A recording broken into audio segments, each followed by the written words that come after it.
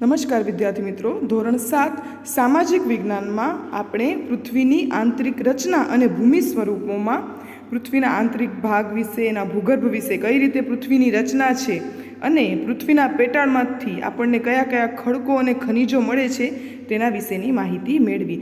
હવે આજે આપણે ભૂમિ સ્વરૂપો વિશેની સંરચના સમજીએ. તો ભૂમિ સ્વરૂપો એટલે શું? તો મૃદાવરણ અનેક ભૂતકલીમાં વિભાજિત થયેલ છે, જેને મૃદાવરણીય ભૂતકલી એટલે કે પ્લેટો કહે છે. જે જમીનના પોપડા હોય છે એની અંદર અલગ અલગ ભૂગર્ભમાં અલગ અલગ ભૂતકલી એટલે કે પ્લેટો રહેલી હોય છે. તમે એ જાણીને નવાઈ લાગશે કે ભૂતકલીઓ એટલે કે પ્લેટો જે છે એ અલગ અલગ દિશામાં ધીમે ધીમે ફરતી જ હોય છે.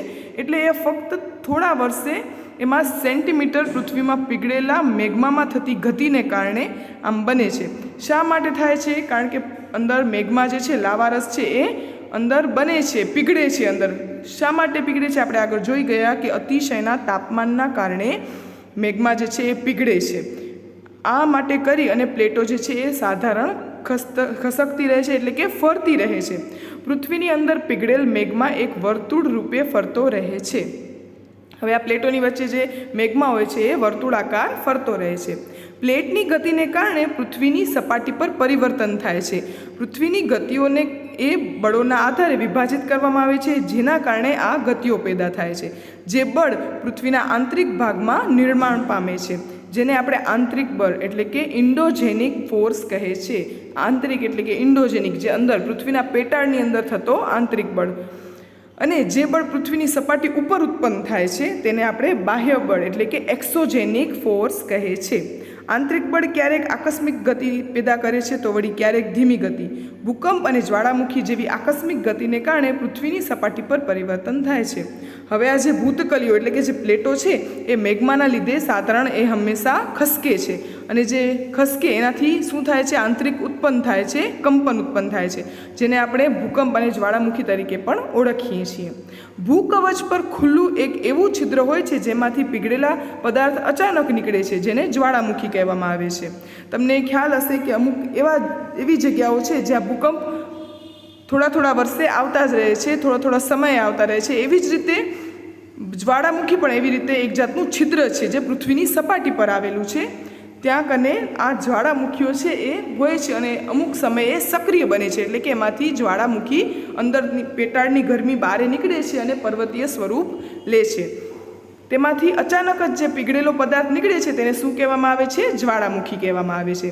આમ મૃદાવરણીય ભૂતકલી એટલે કે જે પૃથ્વીની સપાટીની જે પ્લેટો છે અંદર રહેલી, એની ગતિશીલતાથી પૃથ્વી સપાટી પર કંપન થાય છે. જો પ્લેટો હલે અંદર એનામાં ધ્રુજારી થાય એટલે આપણે ઉપર સપાટી ઉપર રહેનાર, આપણે ક્યાં રહીએ છીએ? પૃથ્વીની સપાટી ઉપર રહીએ છીએ.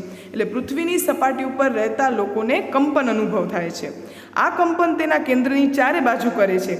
કેન્દ્રમાંથી એ ચારે બાજુ કંપન કરતું હોવાથી તેને આપણે શું કહીએ છીએ? ભૂકંપ કહીએ છીએ. ભૂકવચની નીચે જે સ્થાન કે જ્યાંથી કંપનની શરૂઆત થાય છે તેને ઉદ્ગમ કેન્દ્ર કહેવામાં આવે છે. જ્યાં કને પ્લેટો હલે છે, અસ્થિરતા અનુભવે છે, એ જગ્યાને કેન્દ્ર કહેવામાં આવે છે.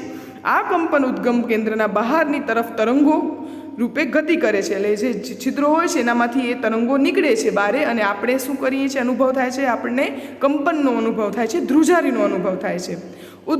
ઉદ્ગમ કેન્દ્રના નજીકના સપાટીના કેન્દ્રને અધિકેન્દ્ર કહે છે.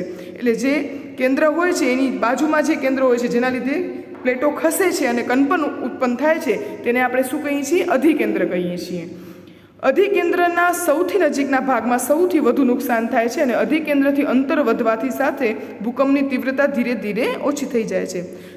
જે પ્લેટો ખસકે છે, હલે છે, ધ્રુજારી ઉત્પન્ન કરે છે, એની બાજુનો જે કેન્દ્ર હોય છે ત્યાં સૌથી વધુ નુકસાન થાય છે. એટલે કે તમને ખ્યાલ જ છે કે ભૂકંપમાં મકાનો પણ પડી જાય છે, કારણ કે જમીનની પ્લેટો કે જ્યાં મકાનના પાયા નાખેલા હોય છે એ જ ધ્રુજારી અનુભવે છે. એટલે આપણે જે લોકો પૃથ્વીની સપાટી ઉપર એટલે કે આપણે રહીએ છીએ એ લોકોની વસ્તુઓને નુકસાન થાય છે, જેનાથી મકાન છે એ તૂટી જાય છે. ઘણી વખત જો કંપન એકદમ અતિશયનું ગતિથી હોય તો રોડ ઉપર તમને તિરાડો પણ દેખાતી હશે.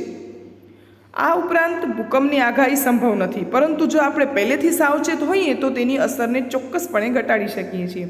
હવે એનું મતલબ એમ થયું કે ભૂકંપ ક્યારે આવશે, એટલે કે આ બધી પ્લેટો છે ક્યારે ખસકશે અથવા ધ્રુજારી ઉત્પન્ન કરશે એ કોઈ પણ જાણી શકતું નથી. પરંતુ ભૂકંપથી બચવાના પ્રયત્નો જો આપણને ખબર હોય તો આપણે ચોક્કસપણે એને ઘટાડી શકીએ છીએ. જેમ કે જો ભૂકંપ આવે તો જમીનમાં તમે ઊંધા થઈને સૂઈ જાઓ અથવા તો બાર શાખો એના નીચે ઊભો ખુલ્લા મેદાનમાં ચાલી જાઓ તો એટલું નુકસાન, જાનમાલનું નુકસાન ઓછું થાય છે.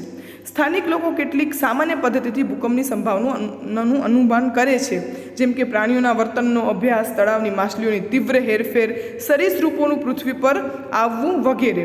એટલે કે જે લોકો સરીસૃપો એટલે કે જે જમીનની અંદર જે રહેતા હોય છે એ લોકોને એની ધ્રુજારીની સંભાવના ખબર પડી જતી હોય છે, પ્રાણીઓને પણ ખબર પડી જતી હોય છે. તો આના ઉપરથી જે લોકો ભૂકંપથીની સંભાવનાનું અનુમાન એટલે કે ભૂકંપ જે જોઈ ગયા હોય છે એ લોકોને ખ્યાલ પડી જાય છે કે આ ગાળાની આસપાસ ભૂકંપ આવવાની શક્યતા છે. કારણ કે ભૂકંપ જે ભૂતકલી પ્લેટો હોય છે, જે જગ્યા ઉપર ભૂકંપ થતું હોય છે ત્યાં ભૂકંપ થવાની શક્યતા વધુ હોય છે, કારણ કે એ પ્લેટોનો સમાંતરે ખસકતી હોય છે. એટલા માટે જે જગ્યાએ ભૂકંપ આવતા હોય છે ત્યાંના લોકો તેનાથી માહિતગાર હોય છે. ત્યારબાદ આવે છે મુખ્ય ભૂમિ સ્વરૂપો, એટલે કે ઘસારણ કે ધોવાણ, પરિવહન અને નિક્ષેપણ જેવી પ્રક્રિયા દ્વારા ભૂમિ સપાટી સતત બદલાતી રહે છે. પૃથ્વીની સપાટી પર ખડકોના તૂટવાથી ઘસારણની ક્રિયા થાય છે. ભૂસપાટી પર જળ, પવન અને હિમ જેવા વિભિન્ન ઘટકો દ્વારા થતા ક્ષયને ઘસારણ કહે છે. એટલે હવે તમને ખ્યાલ છે કે વરસાદ પડે એટલે જમીનનું ધોવાણ થાય, પરિવહન એટલે કે વાહનો ચાલતા હોય, નિક્ષેપણ એટલે જમીનનું ધોવાણ થાય પવનના લીધે, પાણીના લીધે. એટલે શું થાય છે, પૃથ્વીનો જે પોપડો છે એની અંદર સપાટીમાં ફેરફાર થયા કરતા હોય છે. વાતાવરણની રીતે કે કૃત્રિમ કે કુદરતી રીતે તેમાં ફેરફાર થયા કરતા હોય છે. પૃથ્વીની સપાટી પર ખડકોના તૂટવાથી, એટલે કે મોટા મોટા ખડક હોય જ્યાં એ તૂટે એટલે શું થાય છે, એમાં ઘસારણની પ્રક્રિયા થાય એટલે પોપડો અંદર ઘસાય છે. પછી ભૂસપાટી પર જળ, તમને ખ્યાલ છે ધોધ હોય, પવન હોય અથવા હિમવર્ષા એટલે કે બરફ પડે તો એનાથી શું થાય છે, પૃથ્વીની સપાટીના નુકસાન થાય છે. એટલે આ ક્ષયને ઘસારણ કહે છે. શું કહે છે? ઘસારણ કહે છે. પવન, જળ વગેરે ઘસારણયુક્ત પદાર્થોને એક સ્થળેથી બીજે સ્થળે લઈ જઈ અને તેનું પરિવહન કહે છે અને તે પદાર્થોનું અન્યત્ર નિક્ષેપણ કરે છે. શું કરે છે? પવન આવે એટલે કે ધૂળની ડમરે ઉડે, પાણીથી ખડકો તૂટે છે, આ બધી વસ્તુથી શું થાય છે, એનું પરિવહન થાય છે અને નિક્ષેપણની પ્રક્રિયા થાય છે. એટલે શું થાય છે, બીજી જગ્યાએ એ વસ્તુને લઈ જાય છે, એક જગ્યાથી બીજી જગ્યાએ વસ્તુ આ પવન અને પાણી દ્વારા પહોંચી જાય છે. ઘસારણથી નિક્ષેપણ સુધીની આ પ્રક્રિયા પૃથ્વીની સપાટી પર વિભિન્ન ભૂમિ સ્વરૂપોનું નિર્માણ કરે છે. એટલે એક જગ્યાથી વસ્તુનું ઘસારણ થાય છે અને બીજી જગ્યાએ નિક્ષેપણ એટલે બીજી જગ્યાએ વસ્તુ પહોંચી જાય છે. એનાથી શું થાય છે, વિભિન્ન સપાટી ઉપર અલગ અલગ ભૂમિ સ્વરૂપોનું નિર્માણ થાય છે. એટલે આપણે એમ ન કહી શકીએ કે એક જ જગ્યા ઉપર એક જ જેવું વાતાવરણ રહે અથવા તો એક જ જેવી ભૂકવચ એટલે ભૂમિનો પોપડો એક જ જગ્યાએ એક જેવું રહે એવું કહી શકાતું નથી. ત્યારબાદ આવે છે નદીઓનું કાર્ય. હવે નદીઓ શું કાર્ય કરે છે? નદીના પાણીથી જમીનનું ઘસારણ થાય છે. જ્યારે નદી નક્કર ખડક પરથી સીધા ઢોળાવવાળી ખીણ કે નીચાણવાળી ભૂમિમાં પડે છે તો તેને શું કહેવાય છે? જળપ્રપાત કે જળધોધ કહે છે.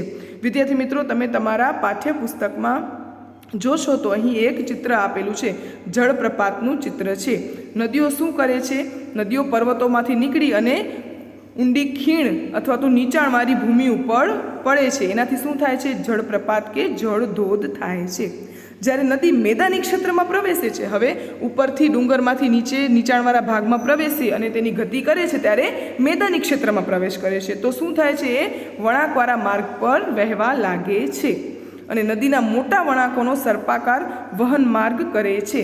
ત્યારબાદ સર્પાકાર વહન માર્ગમાં કિનારા પર સતત ઘસારણ અને નિક્ષેપણ થયા કરે છે. તમે ક્યારે નદી જોઈ હોય તો તેના કિનારા ઉપર સતત ધૂળ અને પાણી રહેતા હોય છે.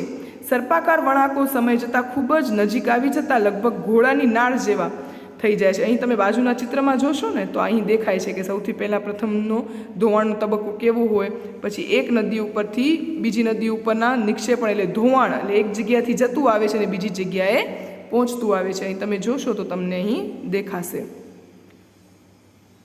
એવી જ રીતે આગળ જોઈએ તો નદી જે છે એ છેલ્લે કેવો આકાર લઈ લે છે? અહીં દેખાય છે એવી રીતે આ ઘોડાની નાળ જેવો આકાર લઈ લે છે. પરિણામે શું થાય છે? નજીકના વિસ્તારોમાં, નદીની નજીકના વિસ્તારોમાં કાંપ અને અન્ય પદાર્થોનું નિક્ષેપણ કરે છે. તેને પૂરના મેદાનો કહે છે. નદીની આસપાસના જે મેદાનો હોય છે એ કેના બનેલા હોય છે? નદીના પૂરના એટલે કાંપના મેદાનો બનેલા હોય છે, એને પૂરના મેદાનો કહેવામાં આવે છે. તેનાથી સમતલ ફળદ્રુપ પૂરના મેદાનનું નિર્માણ થાય છે. જ્યારે નદીના બંને કિનારે મોટા પ્રમાણમાં કાંપ માટીના નિક્ષેપણથી લાંબા અને ઓછી ઊંચાઈના અનેક ઢગ રચાય છે, ત્યારે તેને કુદરતી તટીબંધો કહે છે. તો વિદ્યાર્થી મિત્રો, આજે આપણે નદી કઈ રીતે કાંપ ઠલાવે છે તેના વિશેની માહિતી સમજી, નદીઓનું કાર્ય, કઈ રીતે નદી ક્યાંથી આવે છે, કઈ રીતે એ માર્ગ કરે છે એ સમજ્યા, ભૂકંપ કઈ રીતે થાય છે અને એની ભૂતકલીઓ એટલે કે એની પ્લેટો શા માટે ખસે છે, કઈ રીતે જ્વાળામુખીઓ ઉત્પન્ન થાય છે તેના વિશેની માહિતી સમજ્યા. તો આ તમારા પાઠ્યપુસ્તકમાં આટલું શાંતિથી સમજી જાજો. નમસ્તે વિદ્યાર્થી મિત્રો.